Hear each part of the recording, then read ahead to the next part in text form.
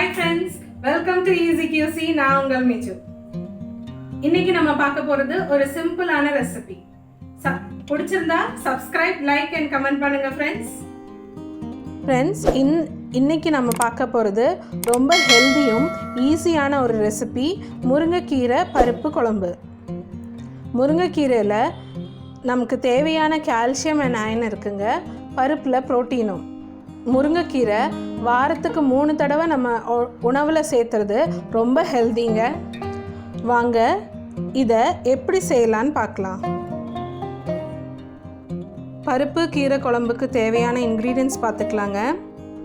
3 cup முருங்கைக்கீரை, 1/2 cup துவரம் பருப்பு, 4 பச்சை மிளகாய், 2 டேபிள் ஸ்பூன் தேங்காய் எண்ணெய், உப்பு தேவைக்கேற்ப.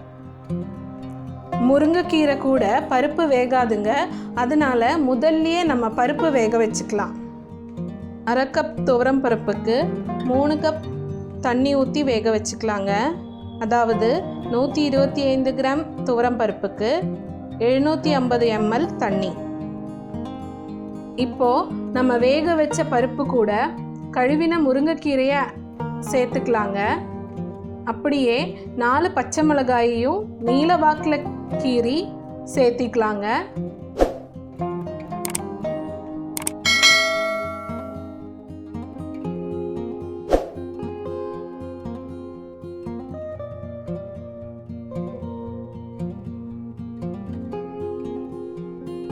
இப்போ சுவைக்கு ஏற்ப உப்பு சேர்த்திக்கலாங்க. இப்போது ஒரு கரண்டியால் நல்லா மிக்ஸ் பண்ணுங்க. தண்ணி பத்தாதுன்னு தோணுச்சுன்னா கொஞ்சமாக தண்ணி மட்டும் சேர்த்திக்கலாங்க. அவ்வளோதாங்க. இப்போ குக்கரை மூடி போட்டு ஒரு விசிலுக்கு வேக வச்சுக்கலாங்க.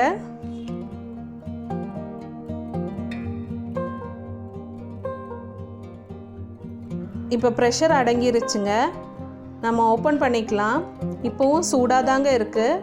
சூடாக இருக்கும்போதே 2 டேபிள் ஸ்பூன் தேங்காய் எண்ணெய் ஆட் பண்ணிக்கலாம். இப்படி ஆட் பண்ணுறனால சுவையும் மணமும் அதிகரிக்கும், உடம்புக்கும் நல்லதுங்க.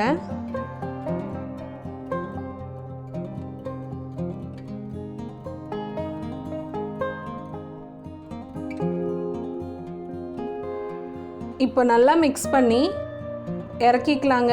அவ்வளோதான், நம்ம குழம்பு தயாராகிடுச்சு. இப்போ சூடாக சாப்பாடு கூட சர்வ் பண்ணுங்கள். சர்வ் பண்ணும்போது மேலே ஒரு சின்ன பீஸ் பட்டர் ஆட் பண்ணிக்கோங்க. பட்டர் இல்லைன்னா நெய் கூட ஆட் பண்ணிக்கலாம். ரொம்ப சுவையாகவும் ரொம்ப மணமாகவும் இருக்குங்க. இந்த குழம்பு குழந்தைங்களுக்கும் கொடுங்க, ரொம்ப ஹெல்தி. இந்த ரெசிபி எல்லாருக்கும் பிடிச்சிருக்குன்னு நம்புகிறேன். பிடிச்சிருந்தா சப்ஸ்கிரைப், லைக் அண்ட் கமெண்ட் பண்ணுங்கள்.